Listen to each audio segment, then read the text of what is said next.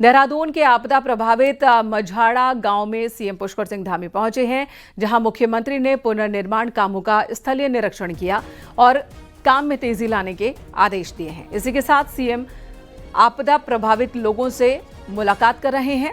आपको बता दें, 15 सितंबर की रात मझाड़ा में आपदा आई थी। गांव में भारी नुकसान हुआ था।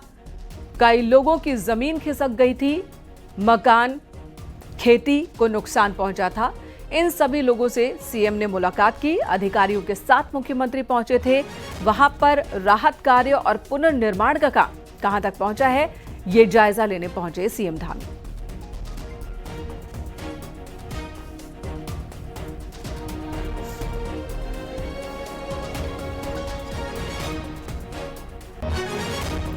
तो देहरादून से बड़ी खबर इस वक्त आपको दिखा रहे हैं। दीपावली के मौके पर भी काम पर ये सभी अधिकारी और सीएम पुष्कर सिंह धामी जो आपदा प्रभावित लोगों के बीच पहुंचे मझाड़ा गांव में। वहां पर इस वक्त पुनर्निर्माण का काम चल रहा है। जिन लोगों का नुकसान हुआ है उन लोगों को मुआवजा के साथ ही वहां पर फिर से स्थिति को ठीक करने की कोशिश हो रही है। सड़कों को बनाया जा रहा है। सुनील नवप्रभात हमारे सहयोगी इस वक्त हमारे साथ मौजूद हैं। सुनील, मझाड़ा गांव में लोगों के बीच सीएम की मौजूदगी है। ये बताएं कि इस गांव में इस वक्त कौन कौन से पुनर्निर्माण के काम चल रहे हैं। मुख्यमंत्री ने सबसे मुलाकात की, स्थानीय लोगों से भी। देखिए, 5 सितंबर को जो बादल फटने की घटना हुई थी तो सहस्त्रधारा के इलाके में भारी तबाही मची थी। 2 से 3 गांव इसकी जद में आए थे और खासकर चूंकि एक टूरिस्ट स्पॉट भी है, बड़ी संख्या में यहाँ सहस्त्रधारा में टूरिस्ट पहुंचते हैं। जो नदी है उसके दोनों बैंक में, दोनों साइड में बड़ी संख्या में यहाँ पे रिसोर्ट थे, होटल थे जो इसमें तबाह हो गए थे। बड़ी संख्या में कई गांवों को नुकसान पहुंचा था। तो इसके बाद यहाँ पर सुरक्षात्मक कार्य शुरू हुए थे क्योंकि सड़कें ध्वस्त हो गई थी, पैदल रास्ते ध्वस्त हो गए, तो उनका निर्माण कार्य यहाँ पर शुरू हुआ था। आज मुख्यमंत्री दीपावली के अवसर पर आपदा प्रभावितों के बीच पहुंचे हैं और वो क्षेत्र में हालात का जायजा ले रहे हैं कि जो पुनर्निर्माण के कार्य हैं वो किस गति से चल रहे हैं, वहाँ पर जो आपदा प्रभावित हैं उन किस दशा में है, क्या उनके हालचाल हैं, उन तक सरकारी मदद पहुंची है, नहीं पहुंची है। इन तमाम बातों पर मुख्यमंत्री वहाँ पर आपदा प्रभावितों से भी मुलाकात करेंगे। अभी फिलहाल वो क्षेत्र में निरीक्षण कर रहे हैं। जी। और कितनी देर तक मुख्यमंत्री यहाँ पर रहेंगे, इसके बाद के कार्यक्रम क्या है? देखिए, करीब आधा घंटे मुख्यमंत्री यहाँ पर रहने वाले हैं। उनके साथ साथ कैबिनेट मंत्री गणेश जोशी भी, जो इस क्षेत्र के विधायक भी हैं, वो भी मुख्यमंत्री के साथ हैं। इसके अलावा तमाम जो ऑफिशियल हैं, चाहे वो पीडब्ल्यूडी के हों, जल निगम के हो, जल संस्थान के हो या इरिगेशन डिपार्टमेंट के हों, तमाम अधिकारी भी मौके पर मौजूद हैं। अभी तक सितंबर से अभी तक फौरी तौर पर वहाँ पर क्या कुछ काम किए गए पुनर्निर्माण के, इसके अलावा जो आपदा प्रभावित हैं उनको राहत वहाँ पर पहुँच पाई है या नहीं पहुँच पाई है, जो लोग कैंप में थे वो अब किस दशा में हैं, उनका किस तरह से वहाँ पर फिर से विस्थापन होगा, इन तमाम मुद्दों पर बातचीत करने के बाद मुख्यमंत्री वापस लौटेंगे। लेकिन ये बड़ी बात है कि आपदा के बाद वहाँ पर जिस तरह से पुनर्निर्माण के कार्य चले और खासकर आज दीपावली के अवसर पर मुख्यमंत्री का एक तरह से मैसेज भी है तमाम आपदा प्रभावितों के लिए कि सरकार हर सुख दुख की घड़ी में उनके साथ है। इस बात पर बारीकी से नजर रखी जा रही है कि जो आपदा के बाद जो पुनर्निर्माण के कार्य होने हैं वो टाइम बाउंड वो कार्य संपन्न हो जाए। और इसके अलावा जो सरकारी मदद आपदा प्रभावितों तक पहुंचती है, एक तरह से सीएम उसका भी फीडबैक लेंगे कि क्या वो सही समय पर सही लोगों तक पहुंची है या नहीं। जी। और यहाँ पर बच्चों से भी बात करते दिख रहे हैं सीएम धामी, और जब बात बच्चों की होती है तो उनके स्कूल की भी चर्चा जरूरी है। आपदा के दौरान क्या स्कूलों को भी नुकसान पहुंचा और अभी यहाँ पर इलाके में शिक्षा व्यवस्था दुरुस्त कर दी गई है, क्या स्थिति है?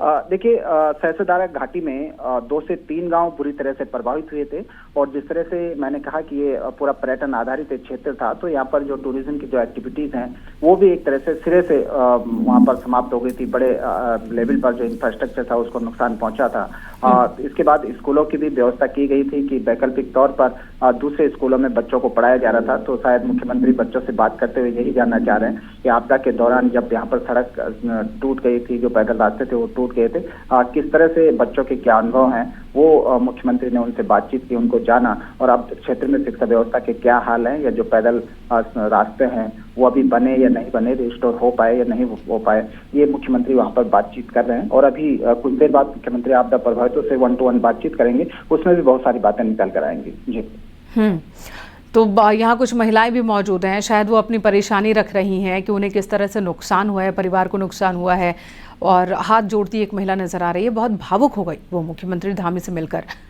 क्या अधिकारियों को भी निर्देश दिए जा रहे हैं कि अगर किसी को कोई दिक्कत है, कोई प्रॉब्लम है तो उसे दूर किया जाए?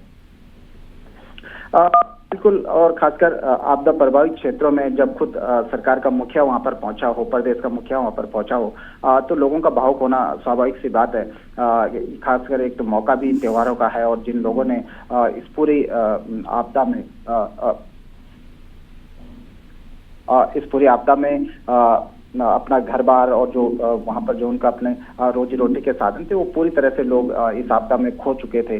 उसके बाद सरकार ने जरूर ये मैसेज देने की कोशिश की कि सरकार उनके साथ है। खासकर जो कैबिनेट मंत्री गणेश जोशी हैं, क्षेत्रीय विधायक भी हैं, वो उसी दिन, क्योंकि हम भी मौके पर मौजूद थे जब ये आपदा वहां पर आए थे, उसके तत्काल बाद पहुंचने वाले में न्यूज 18 भी था, तो कैबिनेट मंत्री भी वहां पर पहुंचे थे। उन्होंने लोगों को भरोसा दिलाया था कि तत्काल तौर पर यहाँ पर लोगों को मदद पहुंचाई जाएगी। और हमने देखा भी था कि उसी दिन से वहां पर सड़क का रिस्टोर का कार्यक्रम काम करना शुरू हो गया था। तो आज इन तमाम बातों पर मुख्यमंत्री फीडबैक तो लेंगे ही, इसके अलावा जहां पर कमियां होंगी वहां पर अधिकारियों के भी निर्देश दिए जाएंगे, क्योंकि गढ़वाल कमिश्नर भी साथ में मौजूद हैं, तमाम जो ऑफिशियल हैं, अलग अलग डिपार्टमेंट के HODs हैं, वो यहाँ पर मौजूद हैं। तो आज जो भी फीडबैक पब्लिक से मिलेगा, एक तो मुख्यमंत्री प्रोग्रेस लेंगे कि किस तरह से आपदा राहत कार्य यहाँ पर चल रहे हैं, और दूसरा क्या कमियां रह गई हैं, उसके लिए अधिकारियों को दिशा निर्देश भी जारी किए जाएंगे। जी बने रहे हमारे साथ। एक बार फिर ये तस्वीरें हमारे दर्शकों के सामने, CM पुष्कर सिंह धामी जो कि आपदा प्रभावित इलाकों में पहुंचे हैं। यहाँ पर देहरादून का ये वो इलाका है सहस्त्रधारा के आसपास, जो कि टूरिज्म के लिए जाना जाता, और यहाँ बड़ी संख्या में होटल्स थे, यहाँ बहुत ज़्यादा टूरिज्म स्पॉट्स थे, सहस्त्रधारा झील जहाँ पर बड़ी संख्या में लोग आते थे। लेकिन जब बादल फटा, यहाँ पर एक अस्थायी झील का निर्माण हुआ था, वो भी साथ ही साथ फटा, जिसकी वजह से बहुत ज़्यादा पानी आया और बहुत नुकसान हुआ। भूस्खलन, होटल्स टूट गए और जमींदोज हो गए कई जगहों पर जहाँ पर निर्माण कार्य चल रहा है। यानी कि यहाँ एक बार फिर से सैलानियों की चहलकदमी बढ़े, ये इलाका गुलजार हो जाए, इस कोशिश में सरकार लगी है। और वही काम हो रहे हैं जिसका जायजा लेने के लिए खुद मुख्यमंत्री पहुंचे हैं। दीपावली के दिन भी काम करते हुए दिख रहे हैं। यहाँ के लोगों से उन्होंने मुलाकात की है, एक एक कर सबने अपनी परेशानी भी रखी है। और अब इस जगह पर देखिए, जमीन पर ही बैठ गए मुख्यमंत्री, जिनसे मिलने के लिए बड़ी संख्या में लोग आए हैं, उनको भी इशारा कर रहे हैं मुख्यमंत्री कि आप भी बैठ जाइए और बात करते हैं कि आखिर क्या परेशानी है और किसे क्या दिक्कत है। जो काम हो रहा है प्रशासन की ओर से, शासन की ओर से, क्या उससे संतुष्ट हैं यहाँ के लोग या नहीं संतुष्ट हैं। सीधे मुख्यमंत्री ही इनके बीच मौजूद हैं और बातचीत कर रहे हैं। ये तस्वीरें आपको दिखा रहे हैं। हमारे सहयोगी सुनील भी इस वक्त हमारे साथ मौजूद हैं। सुनील, जैसा कि आपने भी बताया, हमें पता है कि देहरादून का ये इलाका पूरी तरह से पर्यटन से जुड़ा हुआ है, रोजगार से जुड़ा हुआ है। यहाँ सिर्फ उत्तराखंड नहीं बल्कि बाहर से भी, दूसरे राज्यों से भी बड़ी संख्या में लोग आकर रहते हैं आजीविका के लिए। अब ये जो महिलाएं यहाँ बैठी हैं, किस तरह की प्रॉब्लम इन्हें ज्यादा फेस करनी पड़ रही है?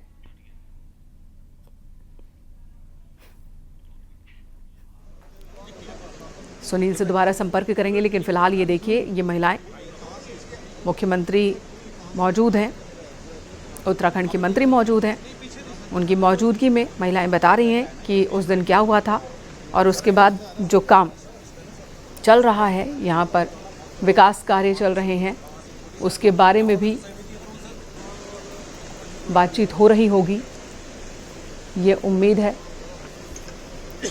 अगर किसी को सरकार या प्रशासन से किसी और मदद की ज़रूरत है तो वो भी महिलाओं की ओर से रखा जा रहा होगा।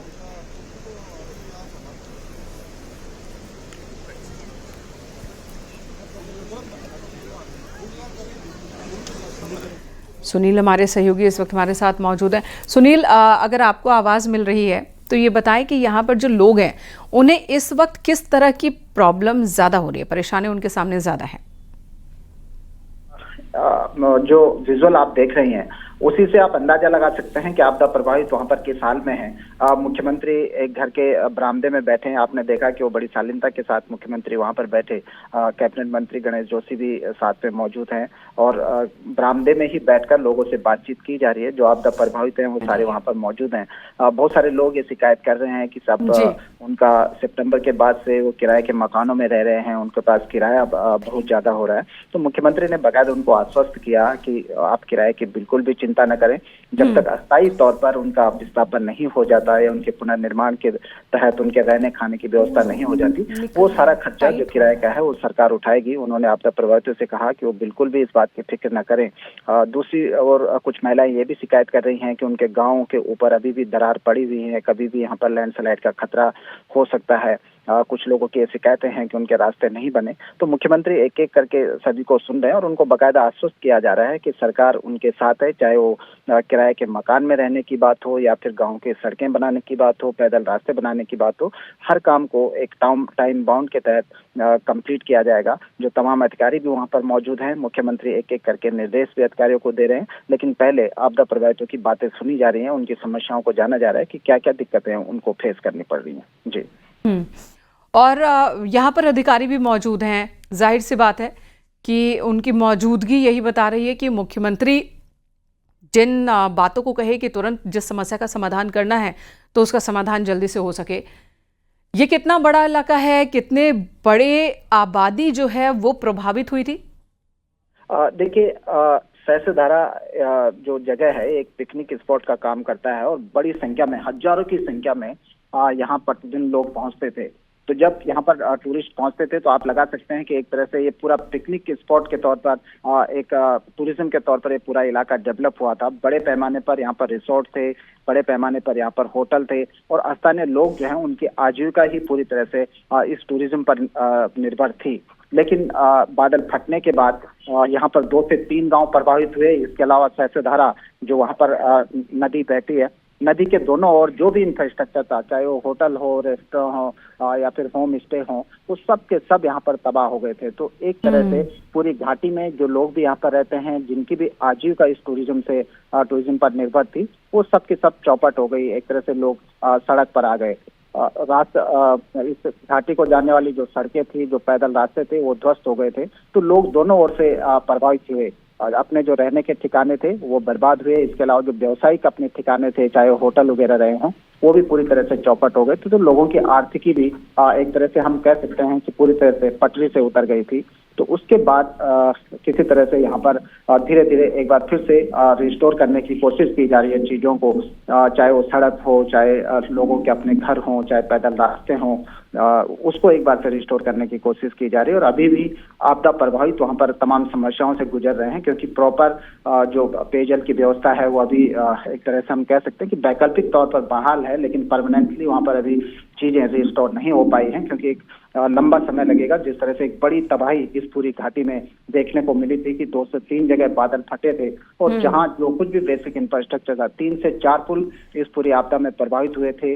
3 से अधिक गांव इसमें इस पूरी आपदा की जद में आए थे और करीब 2 से 3 लोगों की भी इस दौरान मौत भी हुई थी। तो उन तमाम चीजों को आज मुख्यमंत्री लोगों से सुन रहे हैं, उनकी समस्याओं को समझा जा रहा है, समस्याओं को सुना जा रहा है और इसके बाद जो कुछ भी दिशा निर्देश देने होंगे, मौके पर अधिकारी मौजूद हैं। बकायदा एक टाइम बाउंड फ्रेम के तहत उनको दिशा निर्देश भी दिए जाएंगे कि यहाँ पर जल्द से जल्द जो राहत कार्य हैं, जो सड़कें हैं, जो पुल हैं, जो पैदल रास्ते हैं, उनको रिस्टोर करने का काम शुरू किया जाए। जी बिल्कुल। और यहाँ पर मुख्यमंत्री से जब ये महिलाएं अपनी बात कह रही हैं तो साथ ही बगल में बैठे अधिकारी को मुख्यमंत्री एक एक चीज लिखवाते, नोट करवाते भी नजर आ रहे हैं। जाहिर सी बात है ये शायद ये कोशिश होगी कि जो काम हो रहे हैं यहाँ पर इलाके में, अगर उन कामों को लेकर भी किसी को कोई दिक्कत है तो वो भी शेयर करें। और ये दूसरी तस्वीर भी इस वक्त हम आपको अपने दर्शकों को दिखा रहे हैं। ये तस्वीर अयोध्या से, जहां पर सीएम योगी आदित्यनाथ की मौजूदगी है। गौ सेवा करते हुए मुख्यमंत्री, गायों को गुड़ खिलाते हुए, गायों को भोजन परोसते हुए मुख्यमंत्री, गौ सेवा करते हुए मुख्यमंत्री, अयोध्या में गायों की सेवा करते हुए मुख्यमंत्री इस वक्त नजर आ रहे हैं। सीएम योगी आदित्यनाथ कारसेवकपुरम में उन्होंने श्री राम जन्मभूमि तीर्थ क्षेत्र ट्रस्ट के अधिकारियों से मुलाकात की, पदाधिकारियों से बातचीत हुई है और उसके बाद गौसेवा करते हुए गायों को गुड़ खिला रहे हैं मुख्यमंत्री। बस कुछ ही देर में गोरखपुर के लिए रवाना होंगे। उससे पहले की ये तस्वीर आपको दिखा रहे हैं। 2 दिन के अयोध्या दौरे पर मुख्यमंत्री रहे। इस बीच रामकाज करते, गौसेवा करते नजर आए।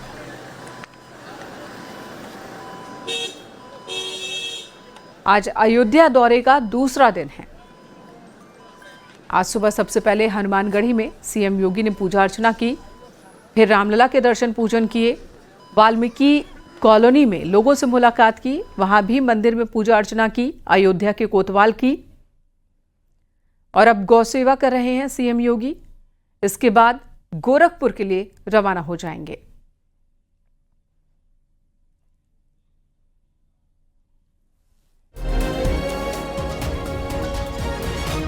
चलो चलो चलो हाँ यार आ चलो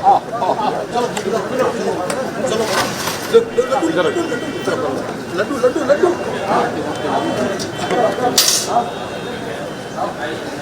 चलो लड्डू चलो लड्डू आगे आगे आगे लड्डू लड्डू लड्डू बाल्टी बाल्टी लड्डू चुन्नी भूसी है।